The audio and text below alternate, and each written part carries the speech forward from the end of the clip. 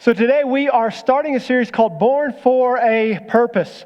The idea behind this is we want to prepare for the next few weeks to celebrate the coming of Christ into this world in this Christmas season. I want to talk to you today about where to turn when life turns out of control. A number of years ago, the first winter that we were here, we decided that we would take a trip back to Oklahoma, celebrate Christmas, and be with family and friends for that season. Well, just about the time that we were headed out through eastern Colorado, western Kansas, there was also a significant snowstorm that came in. And so we're in the little front-wheel drive Honda Odyssey, making our way along Interstate 70. And at this point, it's after dark, and vehicles are still passing us right and left. But the roads have become very slick, packed in snow. So I'm going about 25, 30 miles an hour, and driving along, and all of a sudden, I lose control. All of a sudden, I've got the wheel, but the vehicle just starts sliding. And I know going 25, 30 miles an hour, there's not any significant concern for our safety or our health. But I hear from the back, like the kids back there, they all of a sudden start saying, "Whee!" And they make these happy noises as if some great thing is happening. They thought it was awesome. But in the front seat, where Aaron was sitting, it was not the same response. There was a response, but it was more of a, help us Jesus response. She understood that we were out of control. And so for us, what happened that evening is we slid off of the interstate, down an embankment, and found ourselves in a small grassy area. We were out of control, and there was nothing that we could do. I think one of the things that 2020 has taught us is that life is ultimately out of our control. I mean, there are things we can do to position ourselves. There are things that we can do to safeguard ourselves from certain things, and we can live with wisdom. But ultimately, there are just a lot of things that are beyond our control. I sat with a pastor a few weeks back, myself and several other pastors did, and we're talking about things going on within the church and how everybody's responding and dealing with things. And this pastor, he broke into the conversation and he said, "Guys, I hate to do this, but I need to put a damper on our conversation for a minute." And he proceeded to tell us of his relatively young wife who had just been diagnosed with stage 3 cancer. And as I watched him share from this deep reservoir of pain, all of the unknowns that were to be coming into his life and the life of his wife and his children, it reminded me that so many things in our lives are beyond. They're out of our control. And so for us, as we think about this topic this morning, it's helpful for us, it's helpful for you to know where to turn when life turns out of control. For some of you, it could be that your health has turned out of control. There are things that you're struggling with, things that you're going through that you didn't anticipate, you wouldn't have selected or chosen, yet you found yourself in the middle of a situation that you can't necessarily get yourself out of. Maybe your health has gone out of control. There are some of you who, because of the things associated with COVID and all the uncertainty surrounding it, you find yourself in a position today where your emotions are out of control, or at least maybe they're difficult to control. You struggle with depression, with this sense of fatigue that has settled in, wondering, is life ever going to be able to get back to some sense of normalcy? Am I ever going to get to gather with my friends again and gather with my church again? Am I ever going to be able to go back into work again? And there's just a heaviness that may have settled in with you, and it feels as if that part of your life is difficult to control. Others of you, it could be day-to-day things like your finances. They've gotten out of control. Your business has gotten out of control. There are things that you if you could change them, you would, but you just don't know how to. And so it raises this question: where do you turn when life turns out of control? And what I want to do today is to look at a group of people who their lives had become more out of control than anything that we have ever lived through, and most likely ever will live through. They're a group of people who their entire nation had been invaded by a group of people called the Assyrians.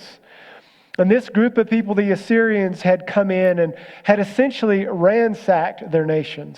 They had broken in, destroyed many of their homes, split up families. So you have a situation here where this group of people, their whole lives were out of control.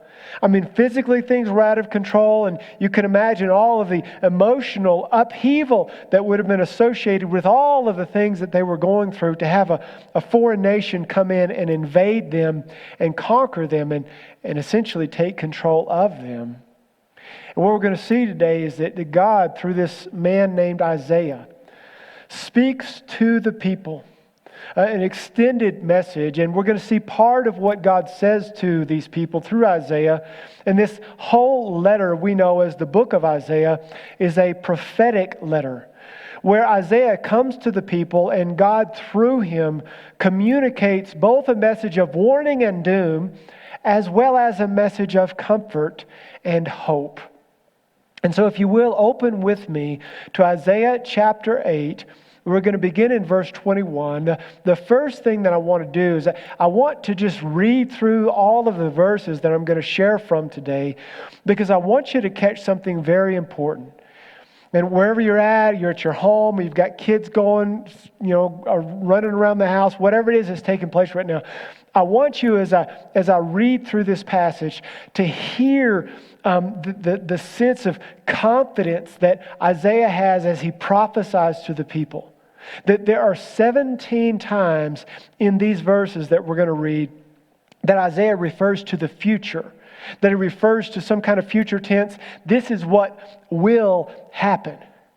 And so he says to this group of people who their lives are moving out of control, he gives them this message of an in control God. And so I want you to hear this as we read together. I'm not going to put these on the screen. I just want you to hear this and internalize the word of the Lord for yourself and your life. Whatever situation you find yourself in that's out of control, hear these words. Isaiah chapter 8, verse 21. He says, "They will," referring to God's people, this northern kingdom of Judah, the people who had their land invaded by Assyria, "they will pass through the land hard-pressed and famished. And it will turn out that when they are hungry, they will be enraged and curse their king and their God as they face upward. They will look to the earth and behold distress and darkness, the gloom of anguish. They will be driven away into darkness." But we continue on. In verse 1 of chapter 9, it says, "But there will be no more gloom for her who was in anguish." There's a transition occurring. God is bringing them out of this ditch of anguish, this ditch of pain, this ditch of suffering. They will be brought out. In earlier times, he treated the land of Zebulun and the land of Naphtali with contempt. But later on, he shall make it glorious. By the way of the sea, on the other side of Jordan, Galilee of the Gentiles, the people who walk in darkness will see a great light. Those who live in a dark land, the light will shine on them.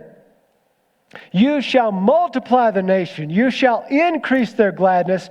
They will be glad in your presence, as with the gladness of harvest, as men rejoice when they divide the spoil. You shall break the yoke of their burden and the staff on their shoulders, the rod of their oppressor as at the battle of Midian. For every boot of the booted warrior in the battle of tumult and cloak rolled in blood will be for burning, fuel for the fire. And here it is, these Christmas verses of verses 6 and 7, where Isaiah summarizes the certainty and the thing that's going to happen, the thing that God is going to do some 700 years after the time that he's writing and speaking here. When he says in Isaiah chapter 9, verse 6, "For a child will be born. A child will be born to us. A son will be given to us. And the government will rest on his shoulders. And his name will be called Wonderful Counselor, Mighty God, Eternal Father, Prince of Peace.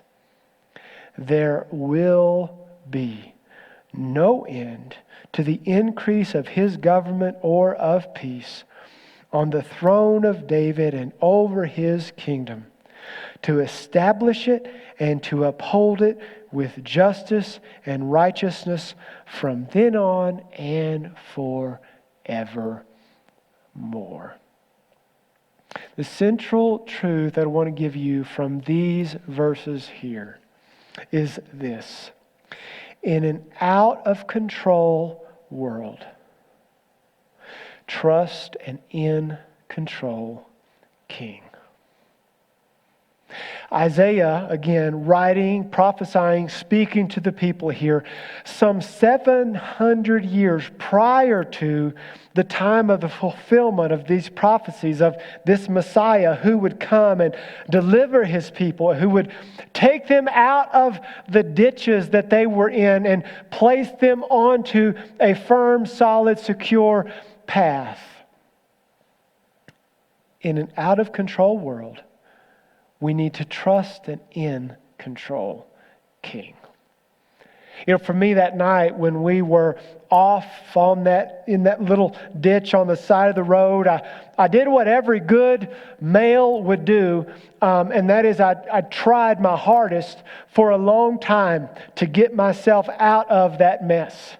And a wiser person probably would have picked up the phone, called quickly for somebody to come, but I didn't do that.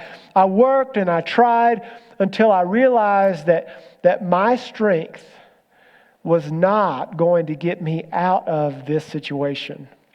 My strength, my ingenuity, my best efforts were not going to gain control of an out-of-control situation. And so eventually what I did is I called a tow truck. And when I called that tow truck, it set into motion this series of events that led to us ultimately being delivered. The tow truck came and pulled up on Interstate 70 and brought the line down to our vehicle. And essentially what happened is when I yielded my pride, I yielded my strength to this tow truck, what happened is that he took us out of our stuck situation. The situation that was beyond our control, and he took control of an otherwise out of control situation. He placed us back on that flat ground where we could once again begin moving forward. You see, what we find Jesus doing here in these verses is Isaiah looking forward to that time when Jesus would come into the world and he would look at a group of people who didn't have the capacity to free themselves, to gain control of their situation. And so what Jesus would do is he would take control of the situation.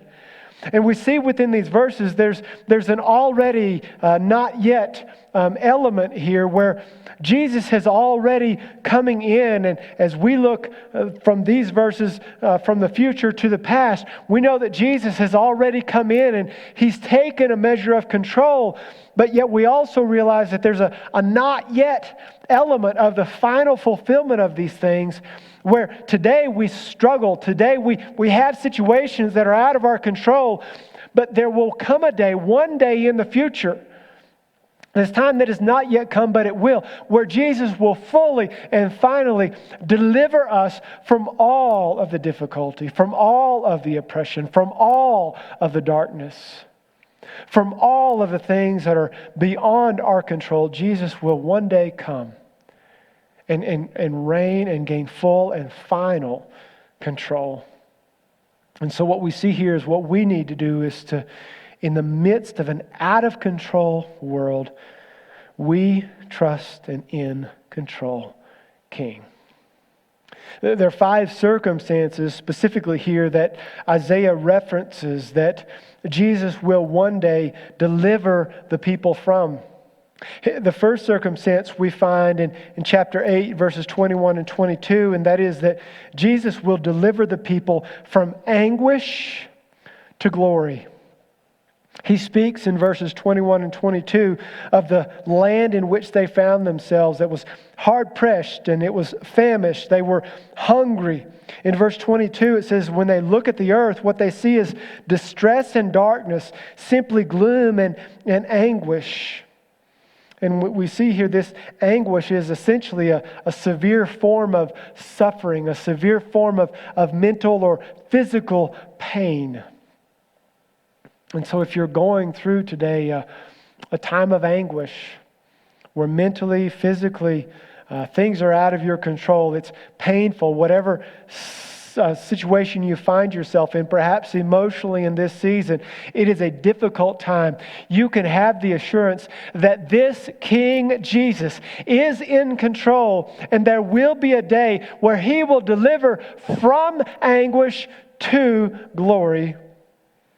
In verse 1 of chapter 9, he says of this group of people, he says, there will be no more gloom for her who was in anguish. And he goes on, he says, he shall make it this land, he shall make it glorious by way of the sea. Referring here, we believe, to the place that Jesus would set His feet and conduct His ministry when He came with a ministry of preaching and teaching and healing. And so we see this circumstance here. We also see the second circumstance that Jesus will deliver from. The second ditch that He'll take us out of is He will deliver us from darkness to light.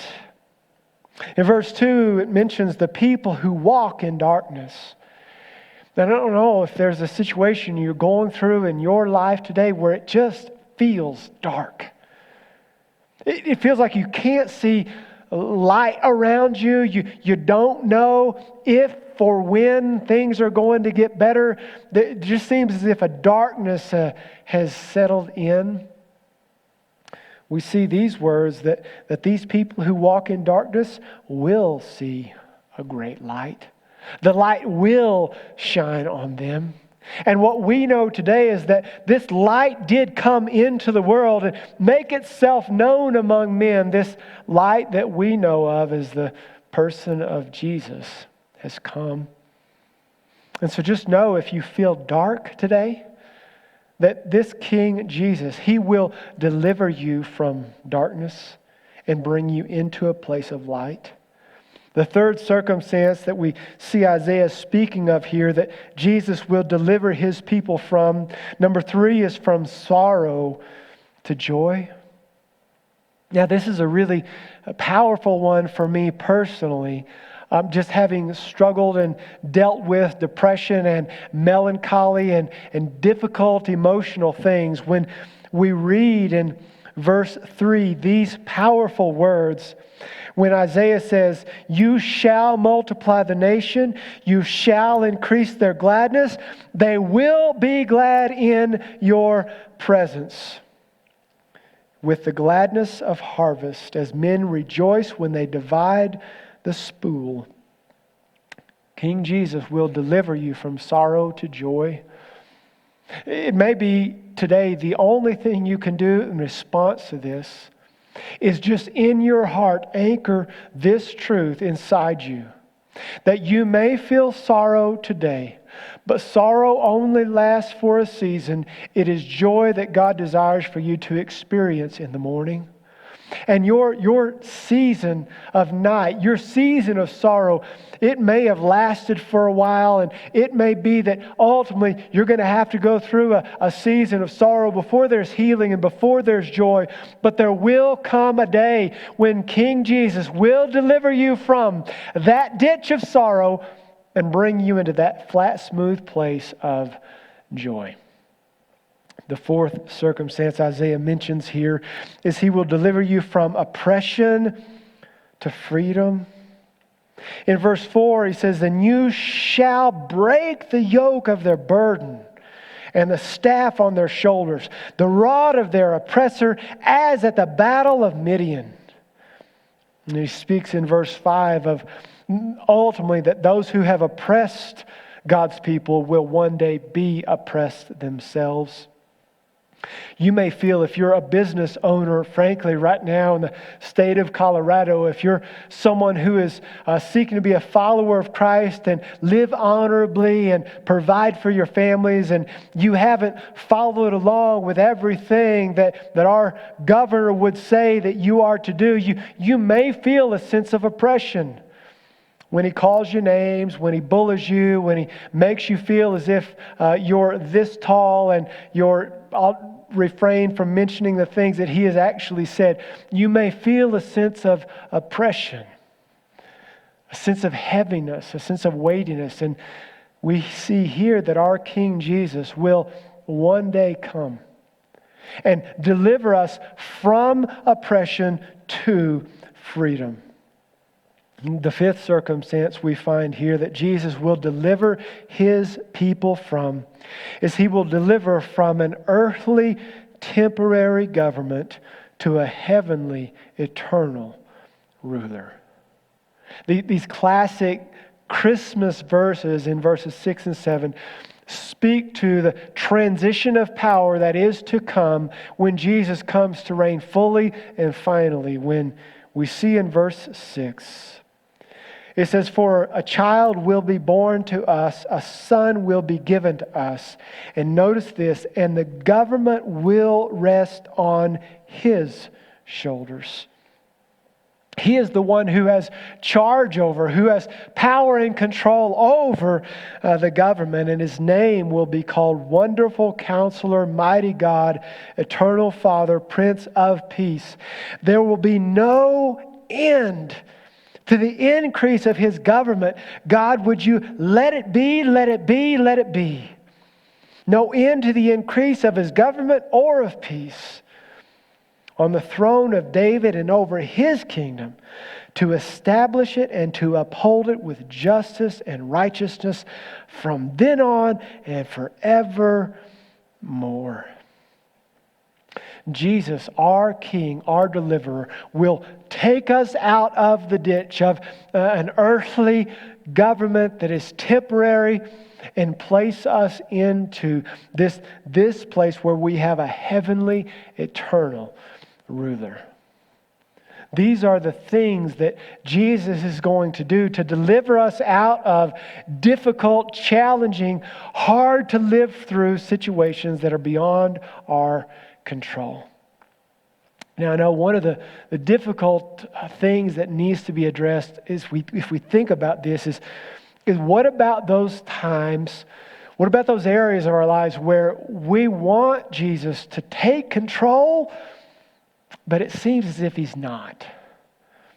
We know that ultimately we have these promises that in eternity, Christ will, in the ultimate consummation of things, He will gain full and final control. But what about now when we long for and we yearn for Him to take control of situations, but He's not taking control of them? That's a very difficult thing. The first point that I want to make in response to answering that question is this, that even when Jesus does not take control,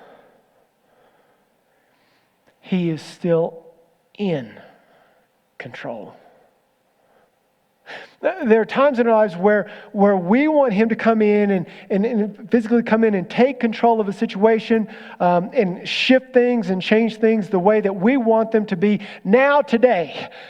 There are times when He does that. There are times when He intervenes and He moves, He takes control of a situation, and we praise Him for that. We say, "Thank you, Jesus, for that."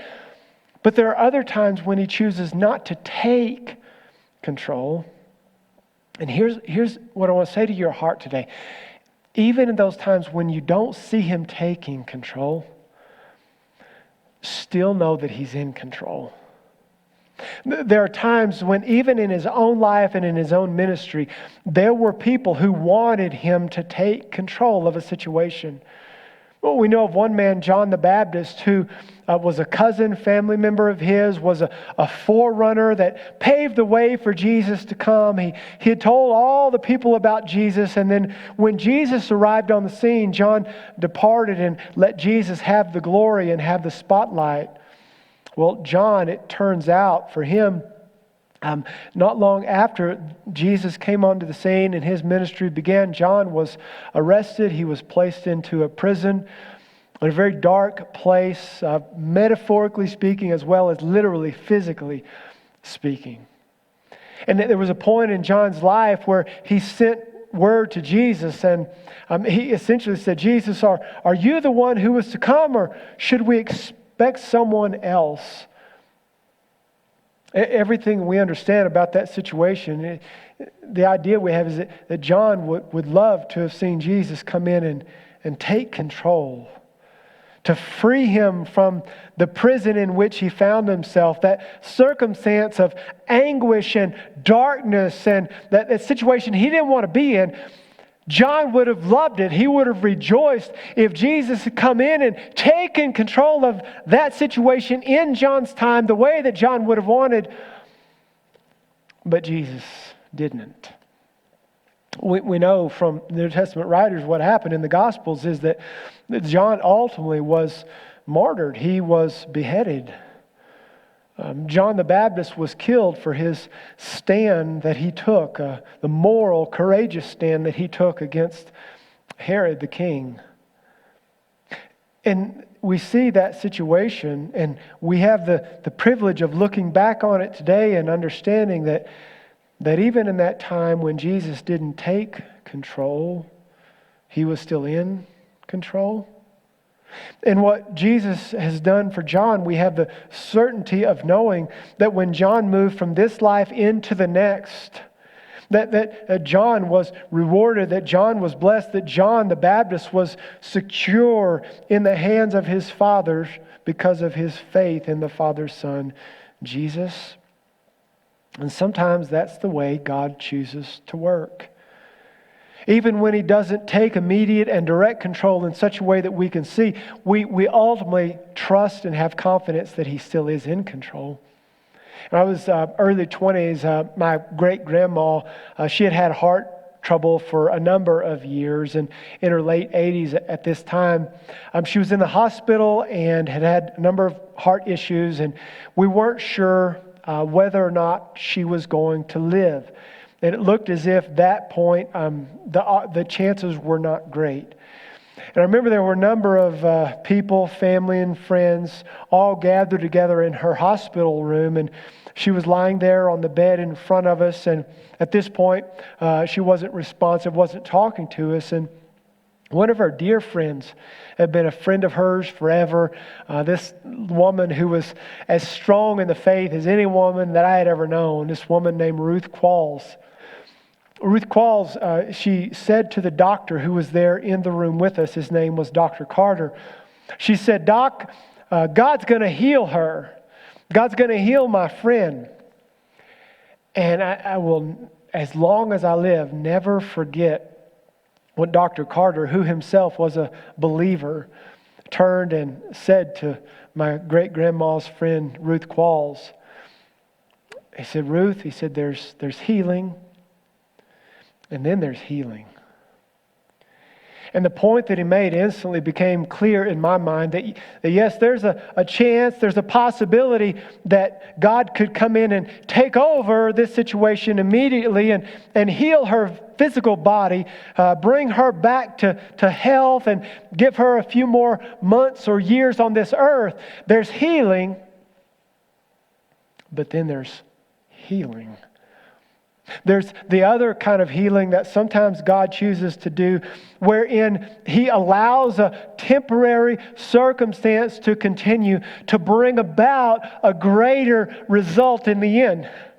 And this greater result in the end, which is her eternal healing, Coming into God's presence allows or has to require the death of her physical body. There's healing, and then there's healing. And even in a situation like that, Jesus didn't choose to come in and take control the way that we might have wanted. I'm so grateful that he was still in control. And aren't you grateful for that as well?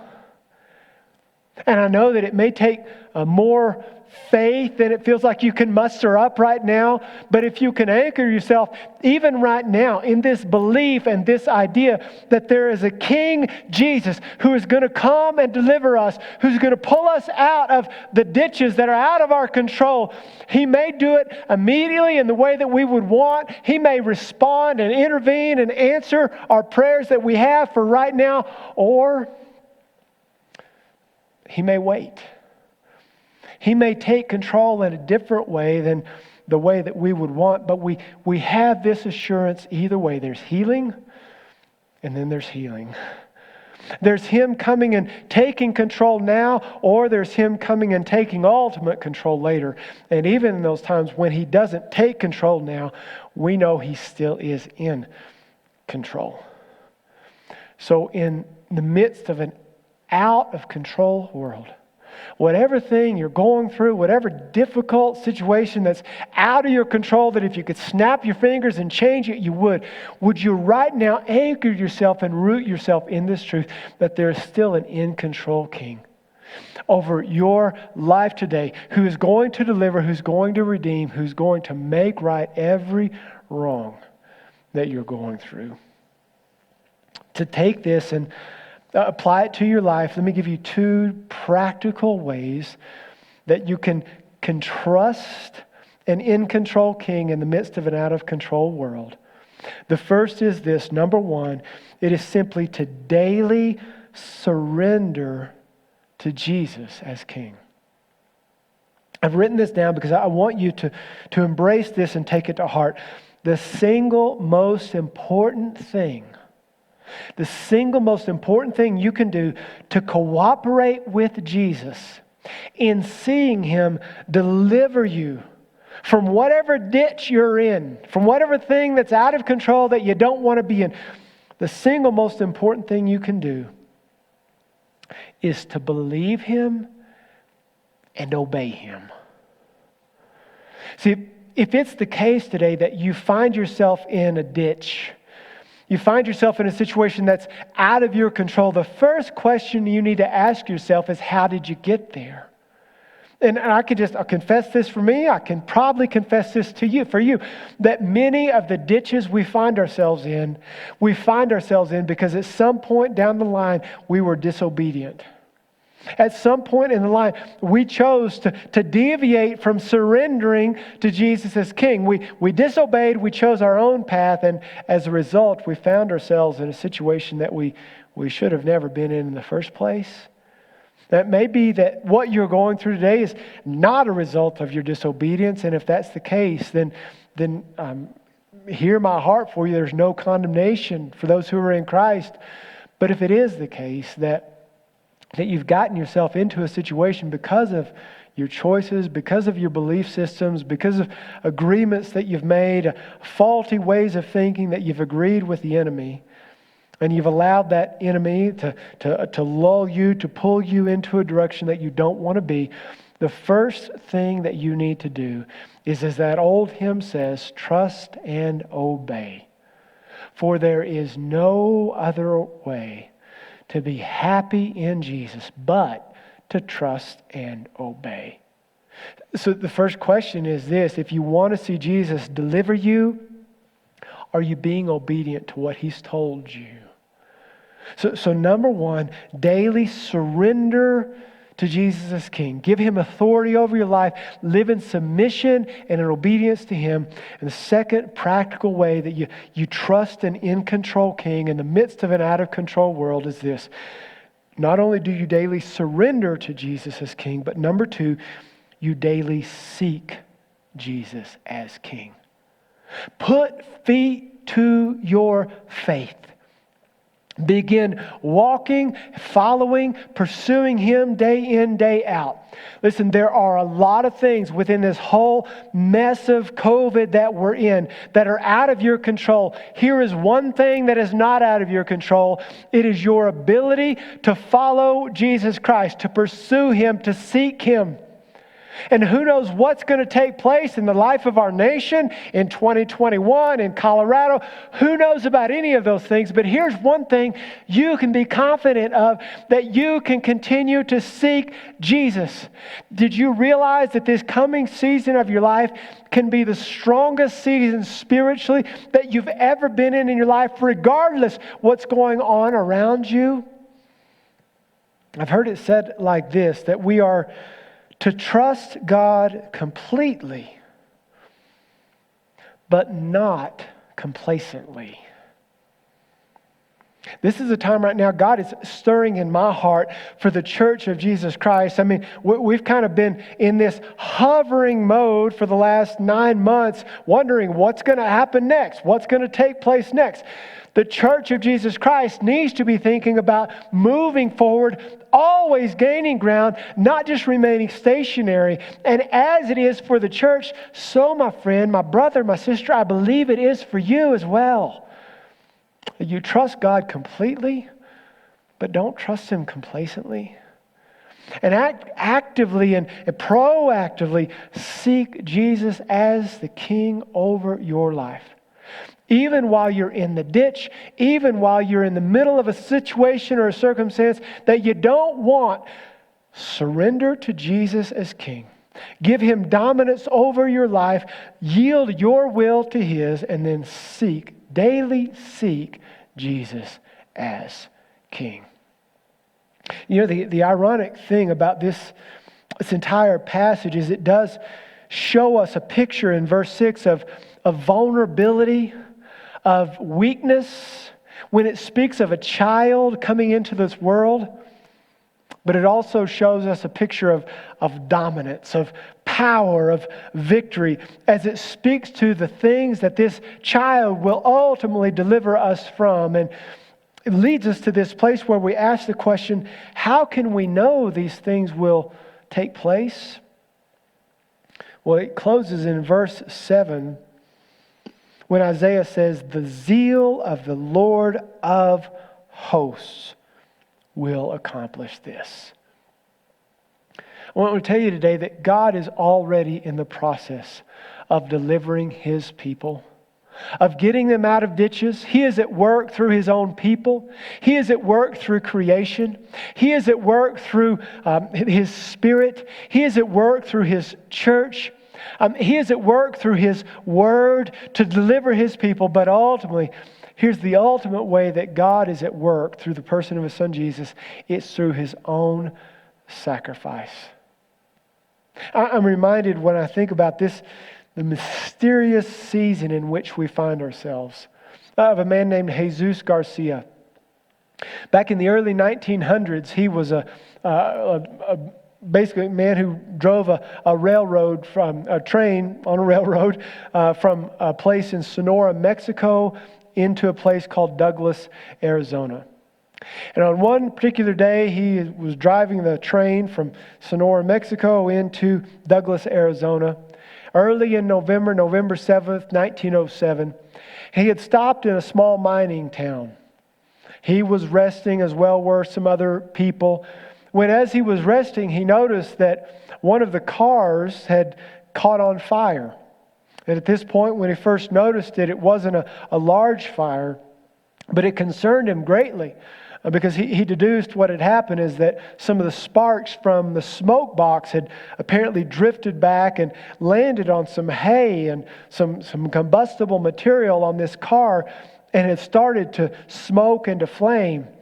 And what he realized that others might not have is that this particular car was one that contained dynamite on it.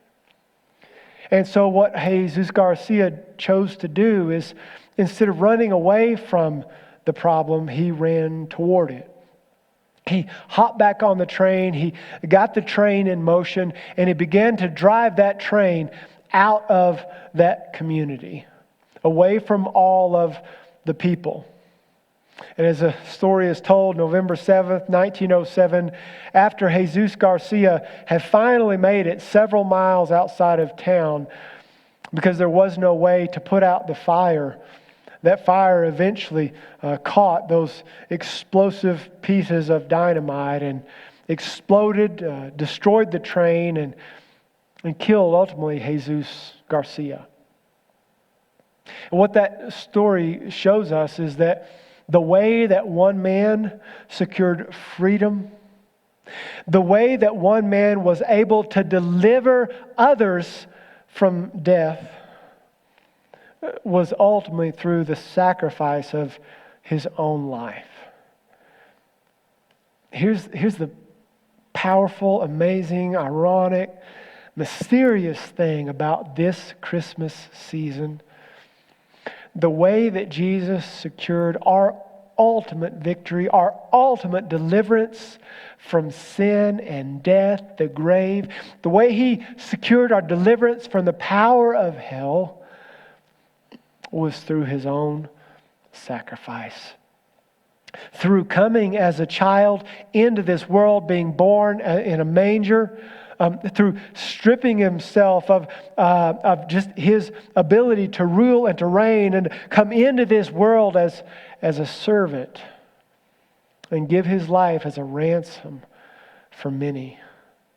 The way that we have assurance that Jesus will accomplish these things. The way you and I have assurance today that Jesus will deliver us from oppression, from darkness, from whatever it is that is holding us captive and has caused our lives to feel out of control. The way that we know ultimately He will deliver us is because He gave His own life for that purpose. As we think about this series, Born for a Purpose, we know ultimately today that Jesus came for this purpose, to give His life as a ransom for many. And in Him coming and dying on the cross, making Himself vulnerable, ultimately what it paved the way for Him to do was to resurrect from the grave that He might fully and finally gain control over everything that gains control over us.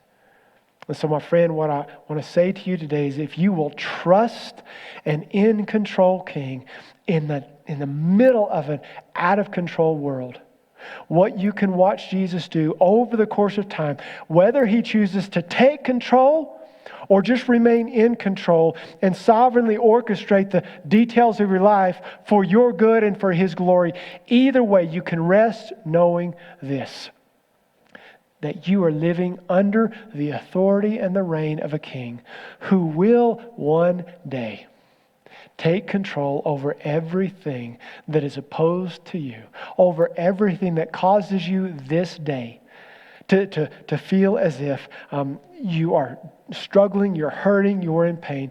Jesus will be this in-control King in the midst of an out-of-control world who will gain control over everything in your life. And Father, I pray right now for the person who is there and wherever they're at. If they're in Douglas County somewhere, or they're in some other state, and they're hearing these words and they're wrestling with circumstances where they feel as if their life is in the ditch. Emotionally, they're in the ditch. Financially, they're in the ditch. Physically, their health is in the ditch. I pray right now that they would grab hold of these words, this truth, that they can trust you to be an in-control King, even in the midst of an out-of-control world. In Jesus' name we pray. Amen.